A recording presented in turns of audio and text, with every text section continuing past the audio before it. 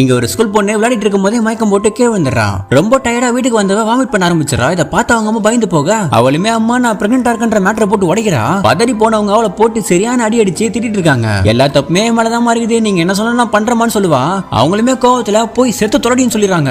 வயசு குளர்ல பொண்ணு ஏதாவது தப்பா பண்ணிட போறான்னு சொல்லிட்டு அவங்க அம்மா போய் சமாதானப்படுத்திட்டு உன்ன இந்த மாதிரி ஆகிறது எவன்டி காரணம் சொல்லி கேட்பாங்க. கூட ஹாக்கி விளையாடுறவமான்னு சொல்ல அவன் போட்டோ வீடியோ ஏதாவது எடுத்தானு கேட்பாங்க. அவன் ரொம்ப நல்லவமா அந்த மாதிரிலாம் பண்ண மாட்டான்னு சொல்றான். இப்போ ஸ்ட்ரைட்டா அந்த பையன் கிட்டே போயிட்டு உன்னால என் பொண்ணு பிரெக்னெண்டா இருக்கா, இந்த வயசுல உங்களுக்கு எல்லாம் தேவையானு சொல்லிட்டு திட்டுறாங்க. அவனும் அழுதுகிட்டே இதுதான் நாங்க லவ் நினைச்சு தெரியாம பண்ணிட்டோம் மன்னிச்சிருங்கன்னு சொல்றான். ரெண்டு பேருமே மெச்சூரிட்டி இல்லாம தப்பு பண்றாங்கன்றத புரிஞ்சுக்கிறாங்க. அப்பாவுக்கு தெரியாம பொண்ணுக்கு எப்படியாவது அபார்ஷன் பண்ணணும்னு முடிவு பண்றாங்க. ஆனா அந்த பொண்ணு இந்த குழந்தைய பெத்து வளர்க்க போறேன்னு தவறான முடிவு எடுக்கிறா. அவங்க அம்மாவும் குழந்தை பெத்தது ஈஸி கிடையாது, பயத்தோட ஒரு குழந்தை இந்த உலகத்துக்கே வர வேணாம்னு சொல்லிட்டு அவள் ஹாஸ்பிட்டல் கூட்டு போவாங்க. அங்க வச்ச பொண்ணுக்கு நல்லபடியா அபார்ஷனும் பண்ணி முடியறாங்க.